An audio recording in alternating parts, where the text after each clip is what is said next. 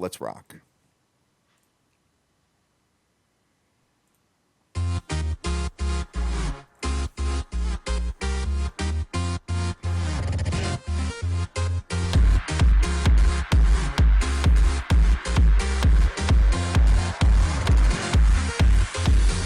Yes, ladies and gentlemen, good morning. Happy Tuesday to you. This is Rob, the Mad Hatter from the SBTV Nation. I'm having a small conversation that's going to turn into a big conversation with my boy, The Dream, about the national title game last night.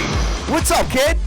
Salty. Oh, the Clemson Tigers, man. Salty, dude. A little bit salty, though, brother. Man? At the end of the day, I knew they wasn't going to let nobody named Dabo in the history. Dabo Sweeney, kid. They wasn't going to put nobody in the history books of Dabo. People be like, Dabo? What, is this a typo or something? It's Dabo. I know, man. You know what? It ended up being a good game, entertaining game after all. At least it wasn't a blowout, Dream. You know what I mean? Dude, it was, listen, I said it before. To me, it was right there with Texas USC for exciting games. The only thing was, I think, I don't know about you all, but I just kept feeling, I would say, quarter of a way through the fourth. Yep. I was like, I don't know. Because Clemson had got the ball on 2 possessions. Yep. And weren't able to get, like, at least a field goal out of the deal. Right. And I was like, they need to add just one more touch to this score, and they got this game. And it was like they just couldn't get that one more score, and you just could feel like, I don't know, you just felt, it was not that you felt I never felt Alabama was going to overcome them. Yep. I just felt like at a point though, Clemson was going to question themselves. It seemed like they were losing some of their confidence, because if you ask me, Clemson had Alabama on the ropes. They had Alabama on the ropes, exactly. Clemson had Alabama, and if you ask me, Clemson, Alabama, as far as I'm concerned, Alabama, all that they could do was run the ball. I mean, when you look at it, yes, they got passes off. They were broke. Every highly productive pass, which unfortunately happened to be for a touchdown, was a broken play. Sure. Totally agree with you on that, man. You know, it was a broken play, and outside of that, they really had no success against Clemson's defense. And Clemson, offensively, they just were having their way with Alabama. Of course. The only thing we couldn't get out of Clemson though was Alabama got those 2 broken plays where their guy broke it and ran for touchdowns. Yep. It was like Clemson could never get like that easy score. Right. And every time Clemson got stopped within like that, I won't even say the red zone, I'll say like that 30-yard line, it was always like, man, you know they're not going to be able to get this ball in the end zone, and they're too far out to kick a field goal too. Sure, exactly. You know? Yeah, guys, we're alluding to the fact that the Alabama Crimson Tide beat the Clemson Tigers 45-40 at the end of the day. Dream, 40 points scored in the fourth quarter, brother. I know. You know, when I looked at it and when I broke this game down yesterday, man, I could have sworn that it was going to go under in the first half, under the 27. It ended up being 28-8. Congratulations to you for manipulating that line and getting it up to 28.5, brother. Yeah, you know what? I went to plug in the 27, and then I'm saying to myself, well, wait a minute. Why 27? If it's 3 touchdowns, they score another one. I'm like, no, it's got to be 28.5. Yes. But I know you didn't expect it to even go anywhere near that in the first place, because I didn't. I thought like you'd see at most 10-7. Yeah, right, exactly. I had no expectations of all that scoring in the beginning of that game. And I still got to say, dude, the onside kick really just snook on, man. Of course. You know what? That onside kick reminded me of one other onside kick that I feel won the game, and that was the New Orleans Saints against Peyton Ball. When New Orleans Saints kicked that onside kick and got that ball back, I was like, wow, it just killed that game. Absolutely, man. And when you look at it at the end of the day, Dream, you know, I talked about it on the show yesterday, and I said, hey, Nick Saban at the helm. This guy is amazing, man. Dude, 4 national titles in 7 years, Dream. Come on, that's the best college. That's one of the best college coaches of all time. He's got 5 rings, or 5 trophies, rather, exactly. But you're not feeling Saban, huh? I just can't. Oh my God, I just sorry, man. I just can't. Listen. I just hate. Clemson was the better team. I don't care what anybody says. And like I said, the better team wins the majority of the time. But sometimes the best team does not win. Clemson was the better team, man. I'm sorry. They were the better team, and they got beat because they made some bad mistakes. Alabama didn't turn the ball over at all. At all. And when you look at it, and I was surprised on a couple of things, guys. And, I did say, I'll start off with the positive. I did say that Clemson would have the edge, with running as far as, outside. And sure enough, they did have the edge the entire game. But But not until Watson really established what a running threat he was. Yeah, okay? Very good point. Because when they tried to run originally, Bama shut that right down. Sure. Once Watson began to do his thing, then that opened up the run because, Clemson, they had Bama so on the ropes and didn't just go get it. And you know what? One other play that was a momentum changer in that game was when they threw that the first interception that Watson threw, that I think would have put them up like 21-7. Yes. That one right there was a serious momentum changer as well. Of course. Because they looked like they were about to blow the doors off the game. And Alabama was going to be hard to come back from being down to a couple of touchdowns, especially the way the defense was playing. At the end of the day, Deshaun Watson had 405 yards, dude. That's just through the air. And then he had 73 on the ground. I didn't think that Watson was going to be able to run on the defense. I was completely wrong on that, brother. That so just reminded me of that game. It reminds you of like, I don't know, like almost Ali Foreman, almost in a sense, where you just gotta. Like I said, I just felt like Clemson was the better team. I felt like they had the edge. I felt like they played better offensively. I felt like the defense, outside of that one big run by Henry, the defense was right there. And it was like, though, Bama just said they were Bama, hung around long enough. Yep.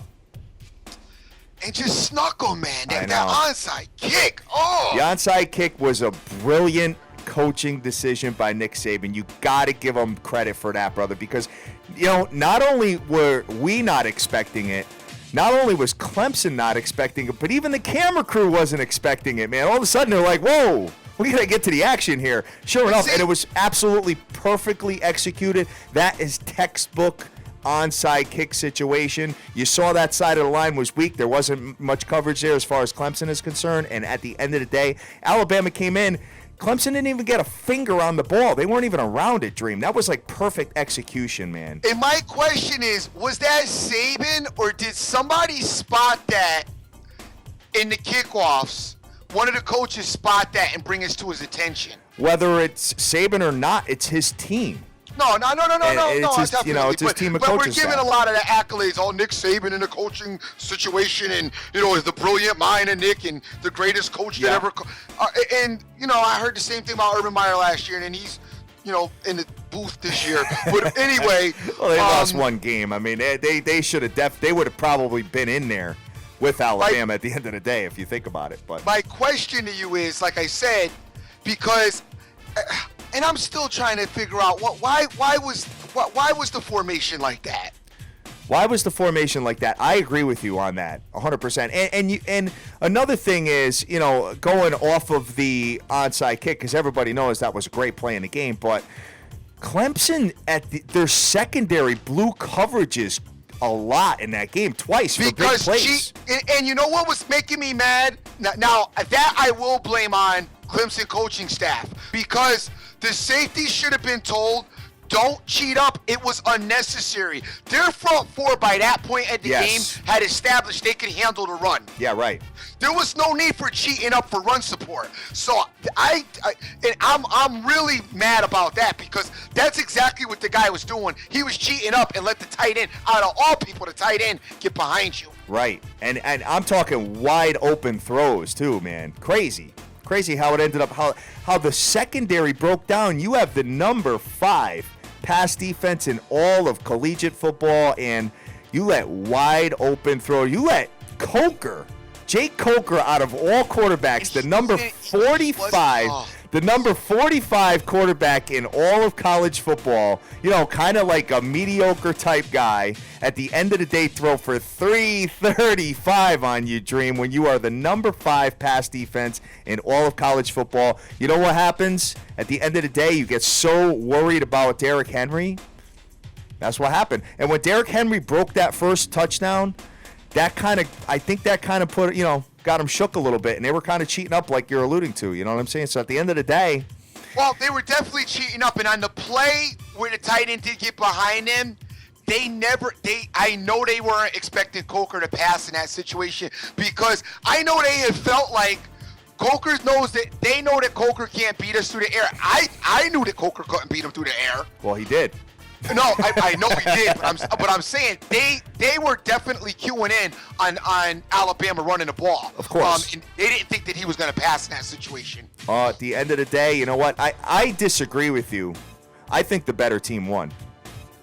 Oh, no. Alabama's the better team. No, because what you're saying is that because of the offensive, juggernaut of the Clemson Tigers, at the end of the day, that they are the better team. But I totally disagree with you. I think at the end of the day, you had, 85 points scored in this game. We can't even talk about defense in this game. No way. Listen, Clemson's defense, they had 3 broken plays.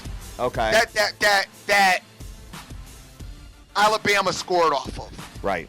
If you get a guy to not cheat, or you get a guy to play his defense like he's supposed to, and at least, and those plays are for touchdowns. They weren't even for just like long yardage plays. Those are for touchdowns. Yes. All right? How many times do you get 3 broken plays for touchdowns in a football game? Yeah. Usually somebody will at least come up and push the guy out of bounds. I'm just telling you, there was such an ineptitude of offense out of Alabama outside of trying to run the ball. Clemson just, I'm just telling you how I feel. I feel that Clemson was the better team. I feel offensively and defensively, Clemson was the better team. And even if you want to say the defense wasn't as good, the offense still was doubly as good. They just were tight and needed to just go get it, man. They needed to go get it. Every time they had that ball, they needed to go.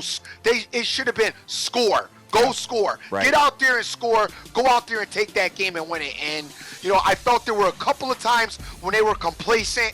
And then obviously the defensive deficiencies, man, it just makes you mad. And, dude, the play, when they had him stopped, and this is to get the ball back, on 3rd down, and they throw like that bubble screen. Oh, yeah. Yeah, and you know what? You didn't even see. You thought he would get tackled, too. And he just kept going and going and going and going. You're like, how is that? I really was ready to just break something. Well, hey, at the end of the day, Dream, at the end of the day, you had 16 points with Clemson, and you were never worried about the 16. Actually, you were worried about it at one point, because Alabama was up 11. I wasn't really worried about the 16, but at this point, I was, once I knew it was a game, because I honestly didn't expect Clemson. I didn't know that Clemson was going to be that competitive. I expected them to be, let me take that back. I expected them to be competitive, but what I saw, I thought, like I said, I thought they were the better team. I thought they were going to go out and win, because all I saw in Alabama was an inability. Alabama couldn't do anything. They couldn't run the ball, and they were struggling to pass. Yeah. Every time Coker dropped back, he was getting sacked. He was scared. Passes were hitting the ground. I don't know how you lose that game. At the end of the day, and I've been in a coaching position before, Dream, when you have broken plays, it's almost impossible to defend. To defend. I remember, coaching defense, and there was a quarterback that this little kid had to be 8 inches shorter than, like, my shortest kid. I mean, he was, like, tiny as hell, but he was fast as hell, right? Right. Every single time, the coverage was there, the blitzes were there, stuff like that, but he just kind of, like, find a way to break the play and it just start running, and you just couldn't catch him. I got all these big fat lineman kids trying to catch him and stuff like that. You just kind of score him out, and very frustrating, man. Just, when you have broken plays like that, and we've seen it. I mean, we saw it in the Seattle game with Russ Wilson and, that whole package there, and it happens. And it's just hard to defend because, at the end of the day, you overcommit as a defensive player. I've been guilty of it when I played the game. At the end of the day, it's just like, you're trying to make the play, and sometimes you forget about your assignments. And sometimes it bites you in the ass, and that's what ended up happening yesterday. And congratulations to the Alabama Crimson Tide and everybody that listens to us down south that is a Alabama fan. Hey, congratulations to you. I know you guys are going to be losing a lot of players next year, to the NFL or to some other situations or whatever. But, hey, damn well Nick Saban is already calculating going to recruit right now, brother. Oh, so Nick Saban gets blown out next year. I hope they did smoke show. I don't know. Hey, you know what? You know what? At the end of the day, hats off to him. And I can tell you right now that Watson's coming back for Clemson. Clemson rebuilt their whole team this year, and they got a lot of players that are going to be returning next year. So you better watch out because the ACC, unless they make some drastic changes to some of them teams, I think you're going to see Clemson right there again, brother. Well, if they're right there again, I know that somebody better handle that defense dead right and no cheating. No cheating up. That's for sure. No cheating up. And, speaking of the national title game, before the game, Dream, there was the national anthem. And I think she's absolutely beautiful. Sierra came out and did a hell of a job with the national anthem, but there's all kinds of people out there slamming her for her dress. I know. I don't understand that. I don't get it, man. It's like, I'll read a couple of tweets here. I mean, she had it, guys. We're putting the picture right now on our YouTube channel, and we're actually going to be posting a video of it a little bit later on. But, you had Bonnie Bernstein from, I believe she's from ESPN here, saying, hey, kids are watching, cover it up. And then some other guy saying inappropriate, dress was inappropriate, her voice was more than enough, blah, blah, blah, blah, blah, stuff like that. Guys, it's 2016.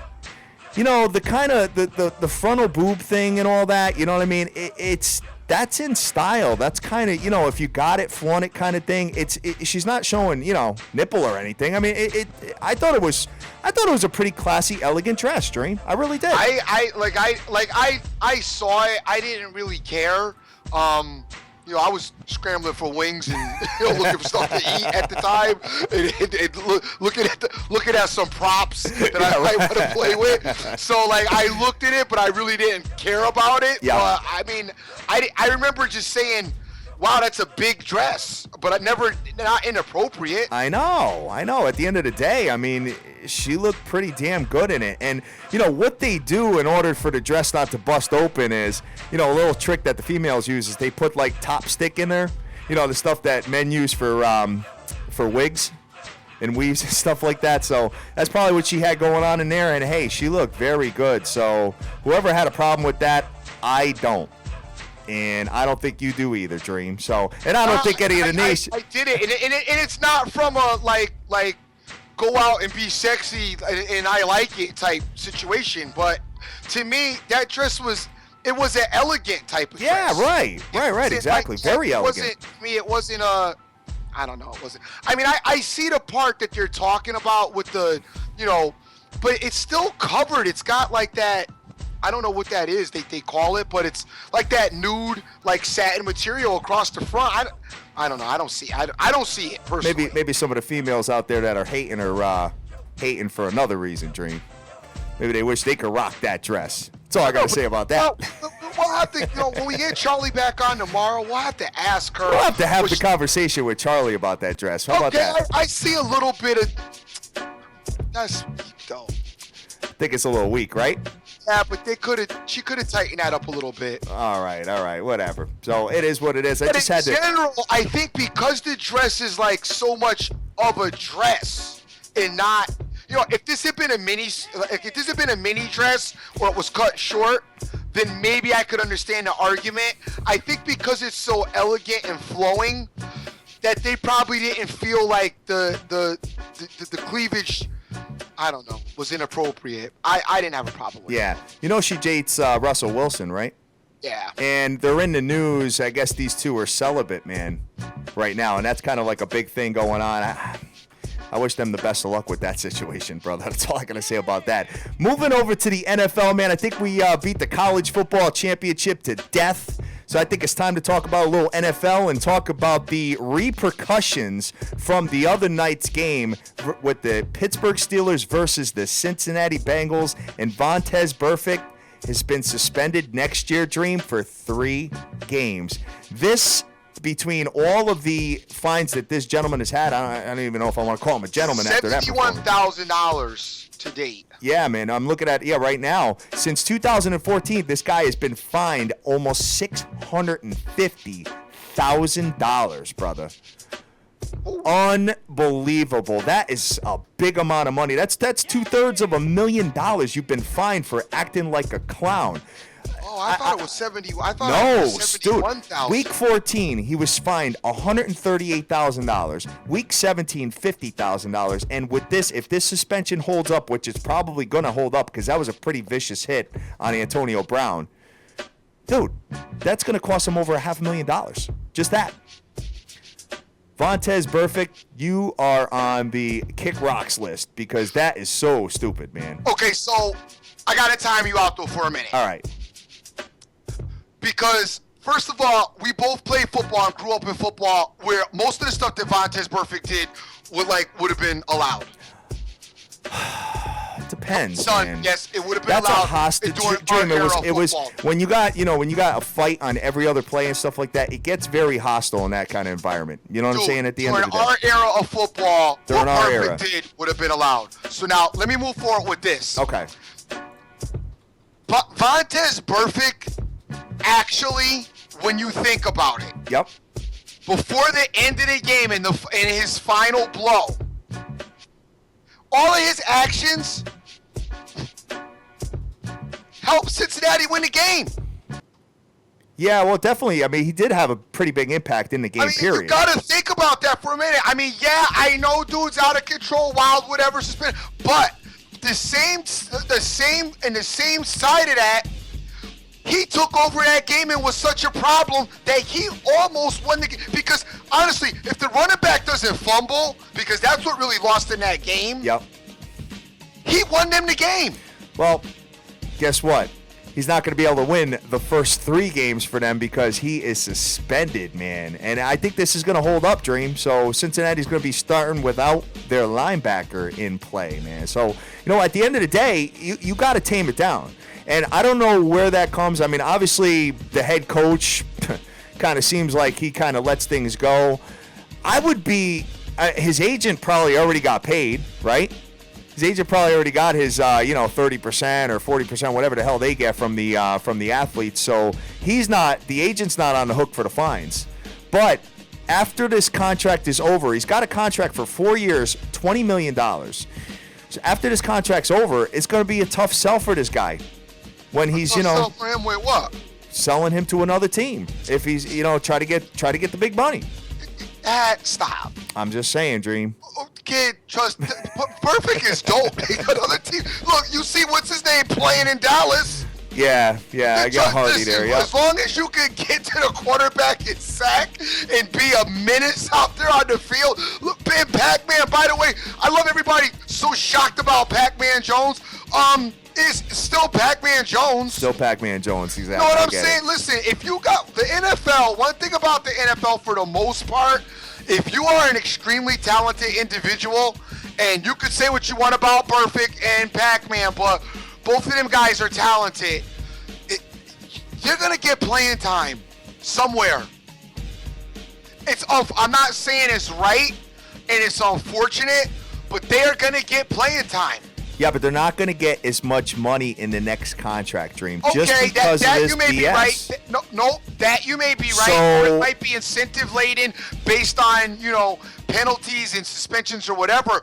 But he's gonna play again in the NFL. It's not, his contract's not up, and he's not gonna play no more. Well, so me, as a business person, as an agent, as his agent, at the end of the day, number one, what kind of endorsements is this guy going to get now, Dream?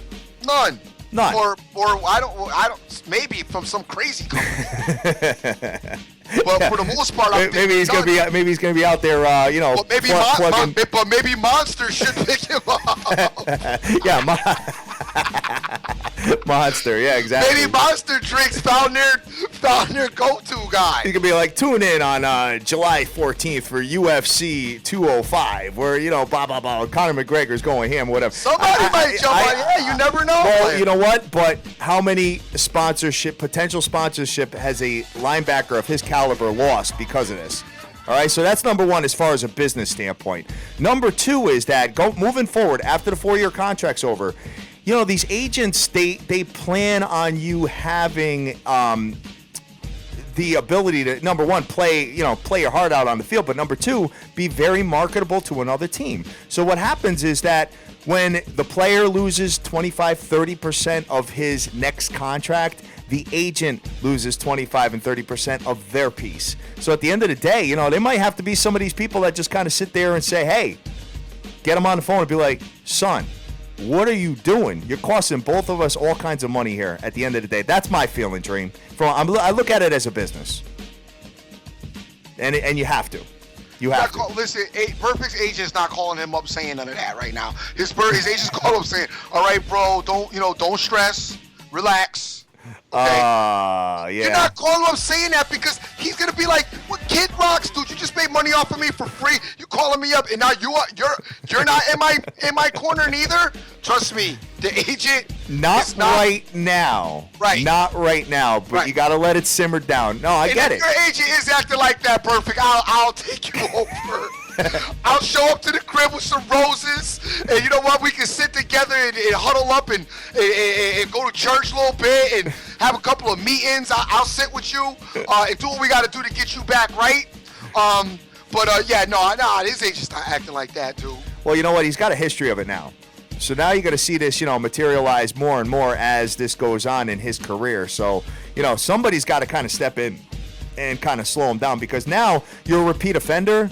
So the next situation like this, you're probably looking at 6 games or 8 games or something like that. And at the end of the day, hey, you want to be out there acting crazy and losing $650,000. That does not smell a good situation for your career moving forward, Dream. That's all I'm saying. First thing you got to remember is this is a young guy.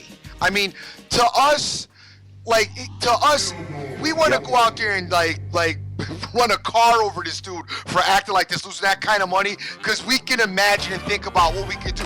But you got to understand, one, you're young, and two, if you don't really have money and then a lot of money is just dropped in your lap, you don't have a respect. There's a whole different kind of respect for money. We've seen it with professional athletes 100,000 times all over the place. I mean, these guys, they've been pampered since they were, old enough to walk for the most part, because you kind of get an idea, like mid-high school, who might be going in a particular direction, and then they're pampered for a lot of it. And a lot of these guys don't value the money and understand money in the same respects that we do. They don't really work for it. You know what I mean? This dude ain't out, trying to figure out, damn, man, the light bill that just rolled in, like right now, at my crib right now, I'm you playing juggling the bills. Like a couple of bills got told, hey, kick rocks till after Christmas. Yeah, right. I get it. These guys ain't doing that. They don't even pay their bills probably. They're like, honey, pay this, take care of the bills, or somebody take care of the bills for me. So the way that they value money, and I'm not saying it's right because it's not, but you have to be able to understand their value and their, the money thing doesn't affect them like it affects us. Got it. Okay. Well, at the end of the day, hey, $20 million. I don't know how this works out, and I'm sorry we're taking so long on this, guys, but this is all over the news, and it's really important. But, at the end of the day, $20 million, you got to give your agent 30% or whatever. I don't know what the exact percentage is. Maybe it's 25, maybe it's 30, whatever. Let's say it's 30. So now you're down to $14 million. You got to pay taxes. You're $7 million at the end of the day. So now you're 10% of your bankroll that you just made, or that you plan that you're going to be making moving forward, is gone with penalty stream. He's gonna Just be all saying. right. He's gonna be, I know he's going to be all right. Well. He's still How many athletes? athletes? Yeah, still better than the dream. Exactly. Still doing better than me, player. How many athletes out there end up broke at the end of the day? No, they do. We've seen it. We've seen it time and time again. I read a real sad story about some of the WWE wrestlers that are absolutely broke. I mean, just working dead-end jobs now and stuff like that. Kind of out there signing autographs for like nobody and stuff like that. So it's pretty sad how that ends up working out. And just hopefully that doesn't work out for this dude. Hopefully this guy kind of gets reinvigorated, man, and just start to act a little bit better on the field, Dream. So taking a look at this as far as the NBA. It's so hard, and I know you want to move on, and I Yeah. do too, but I just want to reiterate how hard it is to be, when you're a defensive beast, monster type player Yep. in a physical gladiator type atmosphere of a sport. It's very hard to flip that switch on and off and change and try to be, and the NFL has played some games with the defenses with editing the rules, because a lot of guys played and there was a certain type of rules set up at one point in the game that is being adjusted, and they want these guys to, and I'm not saying that the guys shouldn't be able to do it, because obviously they should, but when you're taught to be physical and you're taught to play tough and you're taught, to get out there and take somebody down, it's hard for some of these guys to switch that. You know what I'm saying? Yeah, I hear you. It's a tough thing, dude. And I don't get me wrong. I'm not trying to say that this dude. I'm not condoning any of his activity. I get it. Yep. You know what I'm saying? But I can understand it. I can understand. All right. That's all I'm saying. Sounds good, man. Sounds good. All right. So moving on to the NBA, just a little recap of last night, Dream. I mean, guys, just in case you don't know, there was some other sports going on last night. I know college basketball kind of took a backseat to it, considering that the national title game was on. But there were 3 games in the NBA, and I saw that Greg Popovich wasn't having it in Brooklyn. Won by 27 points in Brooklyn. Yeah, definitely. Pretty good spot there for them, man. And I keep talking about it. San Antonio Spurs, number 1 defensively, number 1 offensively, Right, best coach. Brooklyn now, come on. Is They just lost Brooklyn. their Yeah, head I know. coach. But Dream, they've been beating everybody like this, man. Come on. Well, they were supposed to be Yeah. Brooklyn. They were given 2 touchdowns, 14 points. Then the Chicago Bulls lose to the Washington Wizards. And you know what? I didn't have enough time to talk about it on the show yesterday, but guys, we've talked about this in the past. This Washington Wizards team, they love being underdogs, Dream. They love being underdogs by 6 to 9 points. They were getting 8.5 last night and went into Chicago and the Bulls and won. love being inconsistent. Oh, they love that. Exactly. They've lost 2 consecutive games now. So, I'm expecting them to bounce back at some point here. Probably a good spot in their next game coming up. We'll have to have a conversation about that. And the Miami Heat, yeah, they gave Golden State a little bit of a game. And sure enough, at the end of the day, Golden State did not cover the spread and only won by 8 points at the end of the day, Dream. Your Miami Heat showed up. And big ups to myself for calling the LA Kings last night, who won. It was a stomach ache. Big up for yourself. First, we got to say a shout out to Charly Arnold. Yeah. She gave us she alluded to that the Heat would show up and give Yeah, Golden she State did. a game. She did, absolutely. So big ups to her for that. And you and the Kings, yes, you did get on the Kings, and that was a good call with you as you hit me off with it last night as well. I thought it was hilarious because I was in your case about losing the under, and you're like, go get some Kings. Yeah, go get some Kings, man. Go get some Kings at the end of the day. And the bridge is over as the Florida Panthers did go down last night in overtime. They lost to the Canucks last night in overtime, so the streak ends at 12. But if you've been listening to the show, you have been making money for weeks with the Florida Panthers. So, and you know what? It wasn't really heavy juice. I think it was minus 120 yesterday with the Florida Panthers. And hey, at the end of the day, I mean, you're not going to win. You're not going to go 100%, guys. there are going to be some losses sprinkled in here and there. You know what I'm saying? So you got to, at the end of the day, you're going to have to deal with it, and it is what it is. But yeah, I had to text you that to get some Kings, Dream. Yes. Considering all the winners I've been sending you as of late, but I'll admit it. I was wrong about the slow start in the first half of the game yesterday. I really was. You know, I'm jealous that you got it up to 28.5, man. I really am. At the end of the day, and big ups to Scott Weaver for coming on and retweeting our show today. Yeah, You man. know, And Weave, man. I felt so bad for Weaver last night because he had it. Dude, I can't listen. I mean, I don't know how you guys feel. I'm just maybe you think it's a joke or whatever, but I'm a genuine cat. I got to be honest with you. All I thought about was Weaver, man. Yeah, it was crazy. I was like, damn.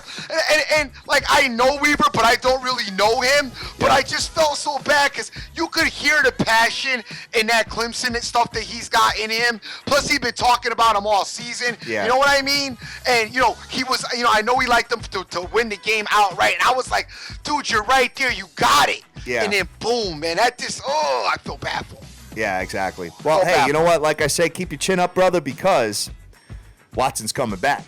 And I think you got a pretty good roster over there, and you got a great coaching staff, and at the end of the day, you might be able to emerge. Keep your chin up because the Legion of Doom is heading in to Killer Cam.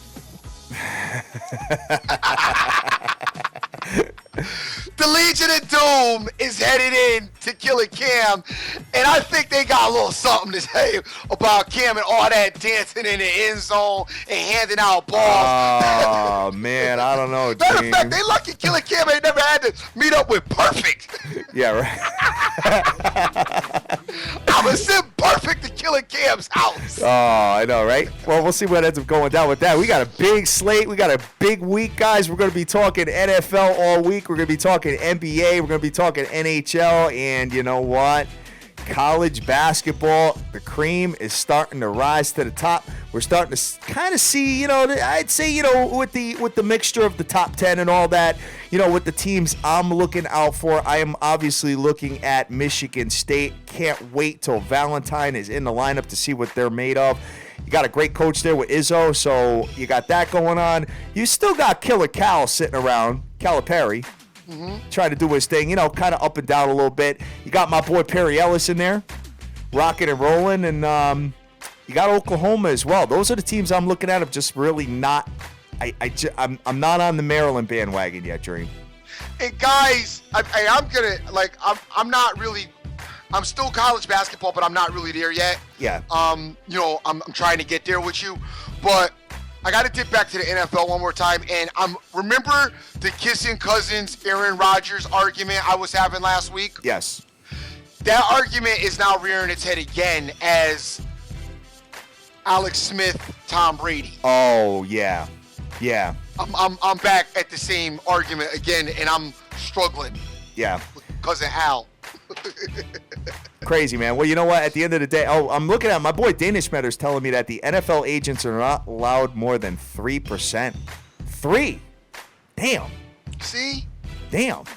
That's I get, but at the end of the day, you got a guy like Boris. He's like a multi-millionaire based on all the clients he has. So, hey, I guess that's where it ends up going. You got to work hard for that 3%. And trust me, the agent is calling me this morning saying, "Don't worry about it, player. We're gonna be all right. We're gonna be just fine." Oh, you idiot! You just cost us all this money. I'm like, oh, who is this? I know. I hear you. Dream, what's your thoughts on that? I just have to bring this up real quick because every morning I go and I get my breakfast, I get my coffee and the whole thing, and I'm notorious for holding the door for people. I really do it. All right, and I'd say a good majority, maybe 70, 80, 90, 85% of people, sit back and say, hey, thank you very much or whatever.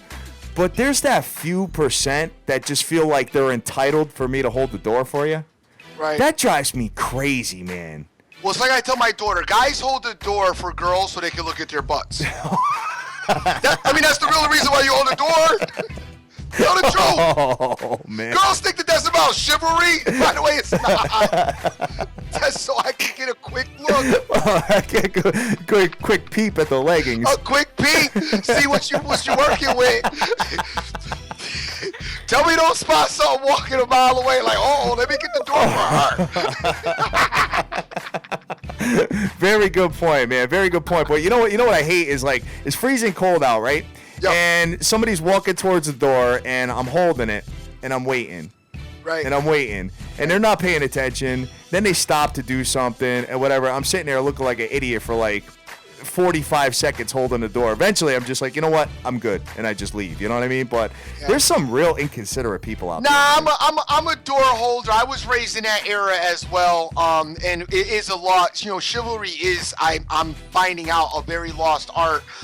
Some of it, I don't know. I don't know how I feel about it. I'm mixed. But no, I'm a door holder as well in situations. And you're right. You do see some people who are entitled, who do act entitled. I'm entitled for you to open the door obligated. for me. Yeah, exactly. So, hey, it is what it is, man. And we got to get back to the sports and see what we got going on the tickets tonight, Dream, because NBA and NHL are back. They took their little night off last night. I mean, it was like we said, you know, there was 7 games between the two sports, but you know, everything is back in full swing now, man. And looking at a full slate of the NBA tonight, guys. And, you know, you got San Antonio on this road trip. Obviously, we have to talk about them. Winners of 8 consecutive games going into the Detroit Pistons. And San Antonio is minus a touchdown tonight. -7 with an under-over of 194. And I could tell you this much, that, you know, San Antonio, obviously, they were playing the Brooklyn Nets last night. And that was a great situation for them, considering the fact that Brooklyn just fired their coach and kind of in turmoil a little bit. But, you know, in those situations, I tend to stay away from them because sometimes the players kind of rally around that situation. Sure. So I didn't want to get involved in it. Plus, we had the national title game. But, you know, when you look at this team, the San Antonio Spurs team, they're very, very good, guys, and I'm singing their praises. However, they are 11-6 on the road. Okay, so they're winning about 60% of their games on the road. Actually, that more than that, probably about 65% of their games, if my math serves me correctly. You know, I think they're going to stumble at some point. I think you just got to be aware of this situation, and when you look at this, you're going to be given, you know, some heavy juice with this team. You know, if you're doing money lines or you're giving points or whatever. Going from Brooklyn, playing back-to-back, traveling to Detroit tonight. You know, I don't know how many players Pop will rest tonight. So I think you really need to do, if you guys are going to get involved in this game, take a look, wait till close to tip-off, get all the reports, kind of figure out who's going to be in the lineup and who's not. And I think this Detroit team is a little bit pesky. So this might be a bad spot and might be a spot just to kind of sit back and watch, Dream. Okay. Detroit's 13-5 at home as well. Yep. Pretty damn good team at home, so something to take a look at there. As far as any other games on the ticket, I see the Cleveland Cavaliers going into Mark Cuban's land and facing the Dallas Mavs. And Cleveland is -6, but an under-over of 198.5. I think Cleveland took their night off versus the Pelicans the other night, even though they did win by 10, exactly what I said on the show, Dream, by the way. I said I can see them winning by 10, and sure enough, they won by 10. But when you look at this particular game, I think this will be competitive, but I think Cleveland is just far superior, and I feel like my boy's going to get up for this game and get the job done tonight in Dallas. So we might want to take a look at that particular spot as well. You know what, guys, I'm watching Cleveland night in and night out, and definitely right now, and probably will be, unless barring a crazy injury to Kyrie, Love, or my boy, the class of the East. The class of the East. The class of the East. But don't lock them into the future right now because it's like -280, and you know we already talked about that. Wait till the playoffs kick off. Definitely. Because you'll probably be getting the same odds then at the end of the day. So you see anything else on the landscape of the NBA while we're talking? I do like the Pacers, but the number's heavy. But I do like the Pacers, especially coming off of their loss to Houston. They went into overtime and did lose to Houston on a little small road journey that they were on. They're back home tonight against the Suns team. The Suns, don't really do it for me. Oh, yeah, that's a great spot right there, Dream. Defensively, yeah, but it's 9.5. All right, so you know what? If you're struggling with the points, yes, you know, I am. Now we've been picking out a lot of great hockey spots, Dream. Yep. We've been picking out a lot, and I mean, right now, if you look at this, you know, 9.5 point spread. I don't really know what a money line would be in that situation. You know, considering that 9.5 is out there, I'm looking at actually Indy minus like 550s. Right. So if you could find yourself a minus 150, minus 170 favorite, or even a plus money underdog or something like that, if you pair it with something else, you'll be in really good shape. Yes. I can't see the Pacers losing tonight at all, Dream. I don't either. I think that's a really good spot. Yes. When you look at these particular teams, I mean, Phoenix, as most teams in the West facing the East, are obviously superior as far as offense. But defensively, like you're alluding to, man, the Indiana Pacers are allowing 98.3 points a game. That puts them at a pretty good situation as far as statistically wise. And when you look at this, defensive rebounding, offensive rebounding, points differential, free throw percentage, steals, I mean, they're superior in a lot of these different categories. When you look at Phoenix, they're 3-8 against the spread in the last 11. They're kind of falling off, man. 1-10 in the last 11 games, Phoenix is, Dream. 13-26 record. I think you picked a great spot here, brother. I really do. So let's take a look at the lineups and the rosters and see what we got going on as far as that one's concerned, guys. But Dream, good job on that. If you put the Pacers with one other team, and I had talked about this a couple of days ago, actually Saturday, I talked about the St. Louis Blues coming back home and being matched up against the New Jersey Devils. If you put the Blues and the Pacers together, money line par, it looks like it will be just a little bit under even money. 50 will make you like $41. Okay. Or 500 will make you 410. Something in that neighborhood. 5,000 will make you 4,100. Right. The whole package, man. So I think that is definitely something to take a look at while we are looking through the odds and lines of the day out of Las Vegas, Nevada, man. So definitely feeling it. Oh, baby. I am feeling that play all day long, brother. So let's move over to the NHL and see what we got popping, kid. So I like your spot with the St. Lucia Blues hosting the New Jersey Devils, and the New Jersey Devils have been playing a lot of games as of late, Dream. Okay. You know what? Coming into town here, I mean, when you look at this particular matchup, let me just see. I know that New Jersey just lost to the let me see here. They actually beat the Bruins. I'm confusing them with somebody, guys. Let me take that conversation back. I could have sworn weren't they just playing the other night when we were out? The Devils, that was a Sunday night when we were out? Yeah. No. I could have sworn it was the Devils. Oh, the Minnesota Wild. They beat them.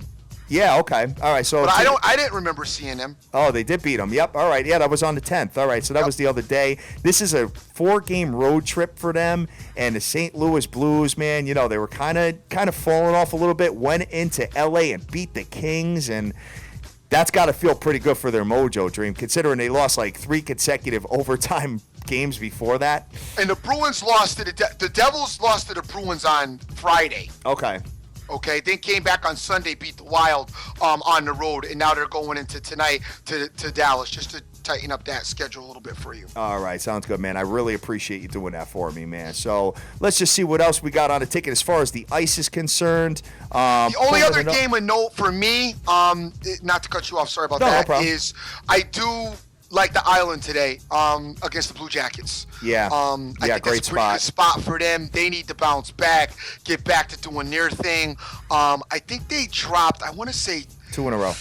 2 in a row, yeah. They dropped 2 in a row. So, tonight's a nice spot for them to get back on track. They lost to the Flyers 4-0 on Saturday, and that was really, for them, that was a beatdown. That was man. A beatdown for them. They got nothing going that night, so I'm looking for them to maybe bounce back and get back to winning ways a little bit. And Columbus, doesn't present a lot to you, especially offensively. Sure. So I think that obviously Tavares should be the best guy on ice, but let's make sure he's in there and there's no issues with that as far as that's concerned. And I like the Islanders. I think the Islanders is a great spot, but I do like the Blues more. Okay.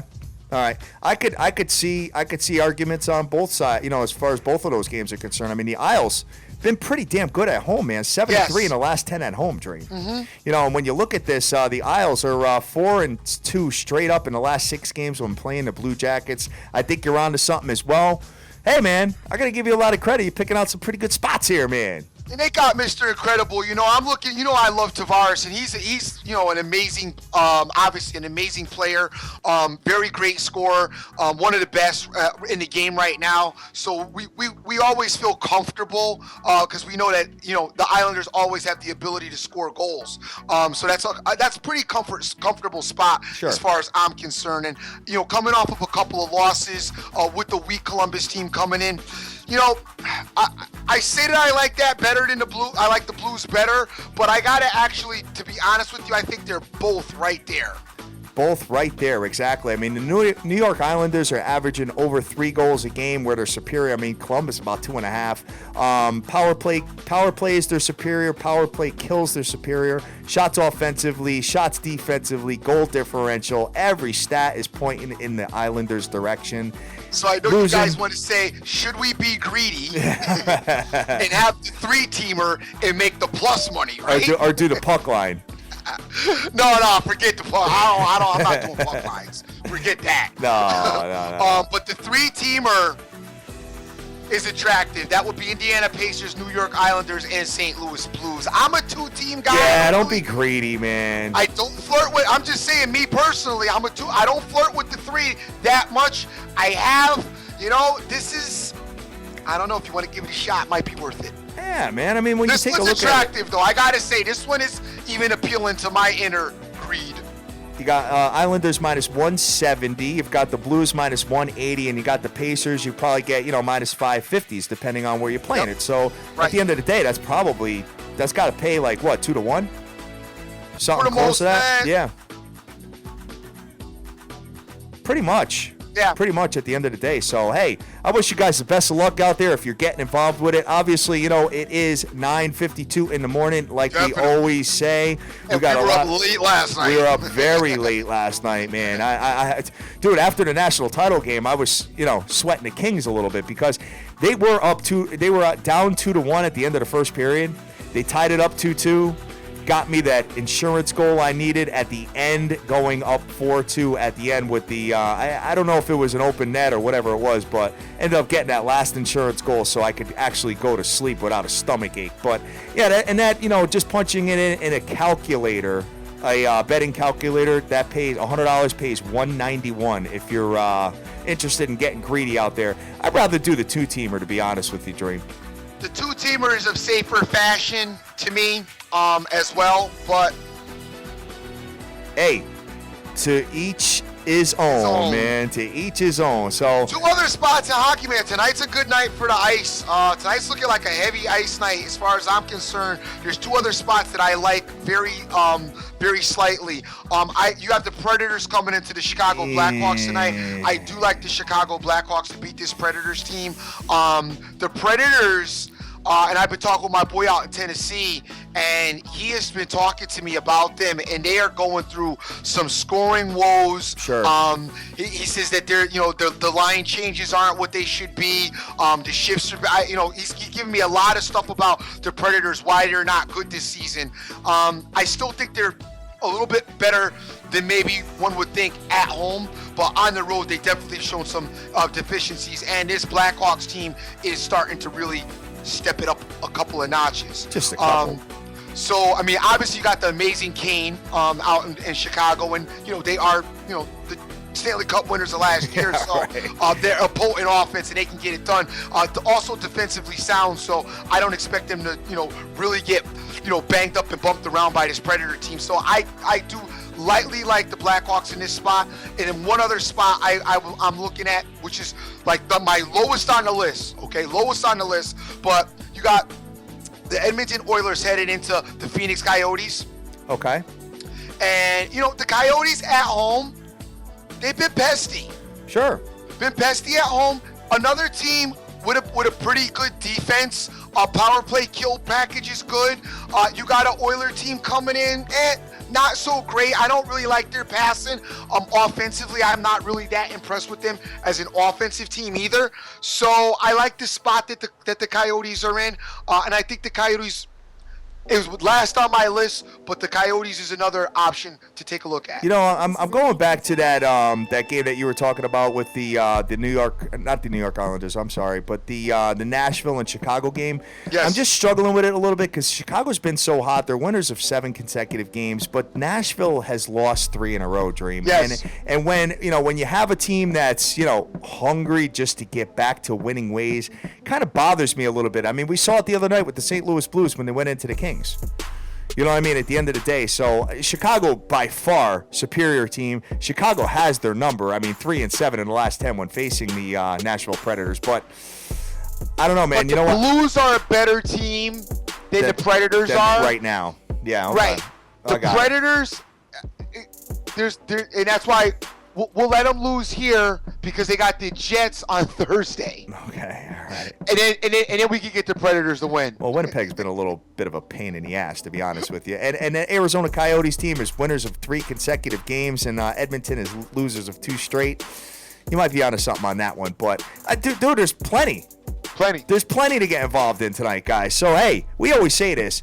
There's hundreds of games. If you don't like anything on the ticket, you don't have to bet it, period. Yeah, don't be afraid to not, just chill out, too. Yeah, just fall back and relax, man. You know what I mean? I know, a lot of you guys, have the degenerate hat on or whatever, and there's no need to be.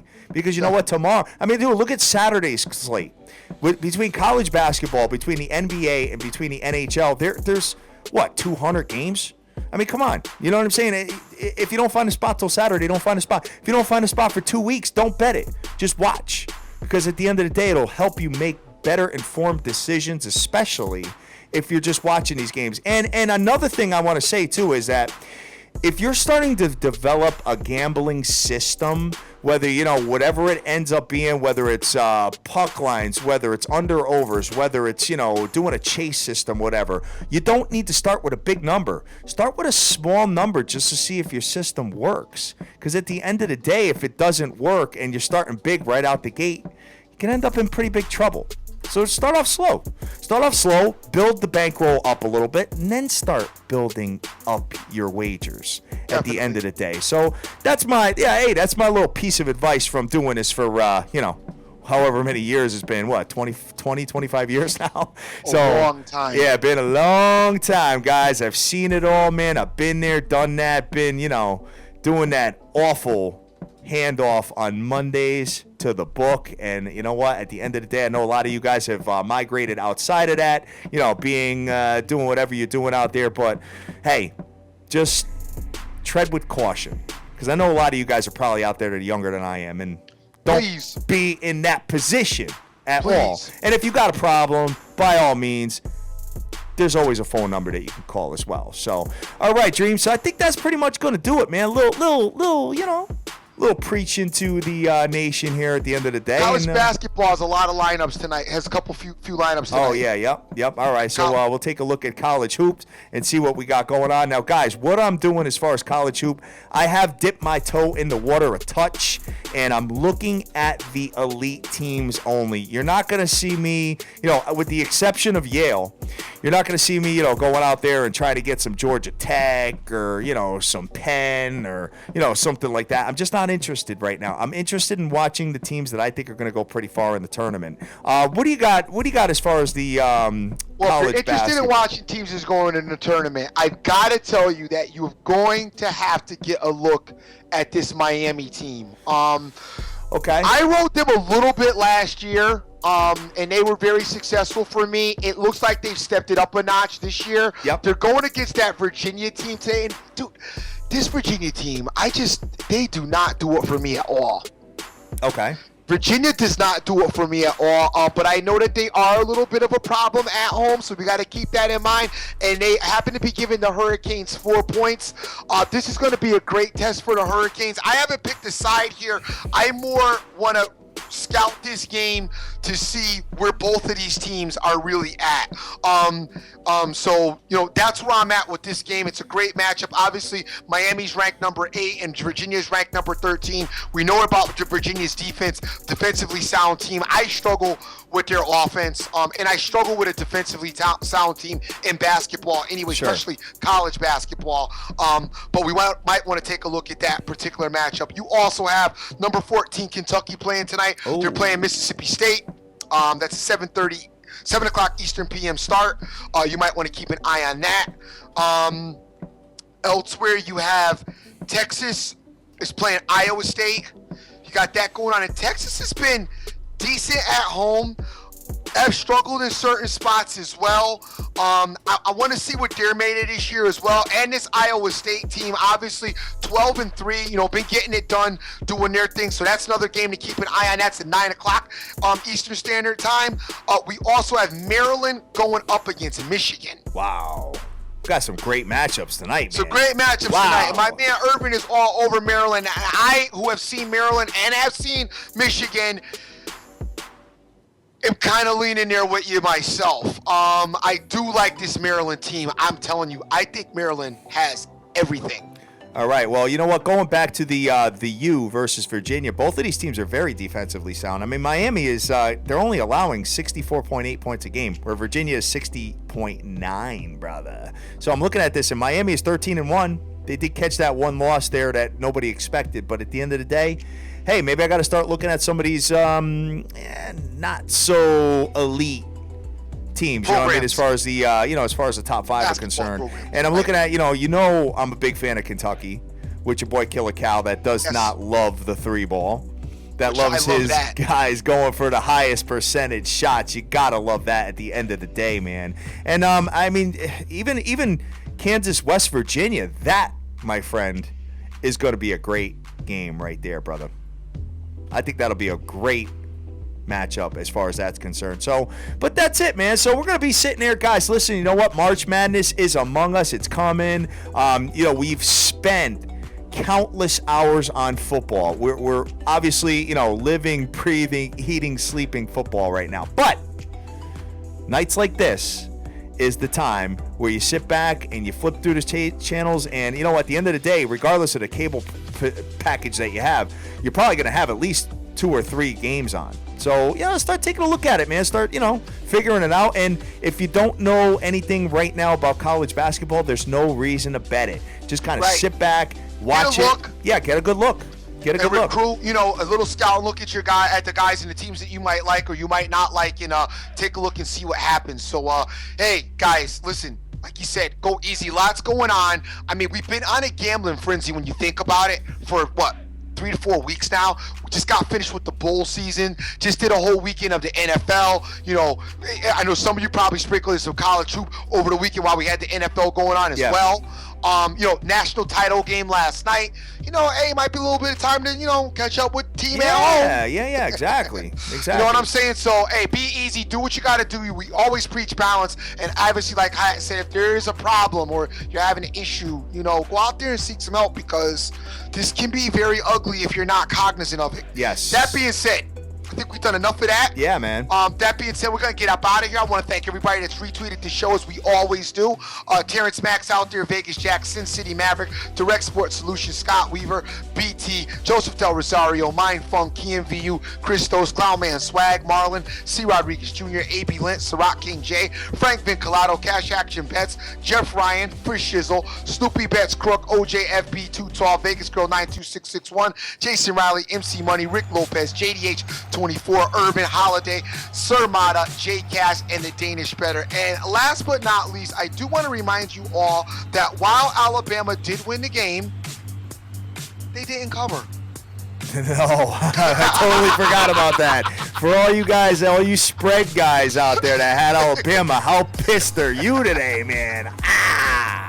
At the As always, I'm the dream. Remember who you with. Make the most of each and every day, as you cannot get this time. Any of you guys that had the dogs, you're happy. But any of the guys that had Alabama minus 6.5 points, you were like, oh, bad. Oh, guys, Just in case you don't know, we're the biggest show in the world, having an absolute ball every single day, loving what we do, loving the nation, looking forward to getting some more of the nation on the show to have conversations about all these games and rocking and rolling. My boy, Mr. Weavy Weave, thank you for joining us yesterday. We appreciate it. He's telling me that Virginia is coming home after 2 losses in a row, so might be something to take a look at. And, hey, we'll be going from there. My boy Joseph Del Rosario is telling me to get Perry Ellis on a money line dream. Something to take a look at, guys. Take a look at that. Yeah, you know what? I'm gonna watch them tonight. Something about that team I don't like. I'm not the biggest fan of their coach, but I'm gonna get an eye on him tonight. We'll discuss Kansas in the AM, guys. All right, we love you to death. Go out there, go easy. There's hundreds, thousands of games. And there'll be hundreds of thousands tomorrow. Yes. And then there'll be 1,000 on Thursday. Some more Friday. Saturday there'll be NFL playoffs. And on and on and on. Tomorrow, guys, we're going to start diving into the NFL playoffs a little bit because there's a lot to talk about. NFL full slate, ready to rock. And we're going to have the beautiful Charly back on the line. And I'm working on getting another guest for tomorrow as well. So go out there, make all your dreams a damn reality, and get that money. Let's go. Peace.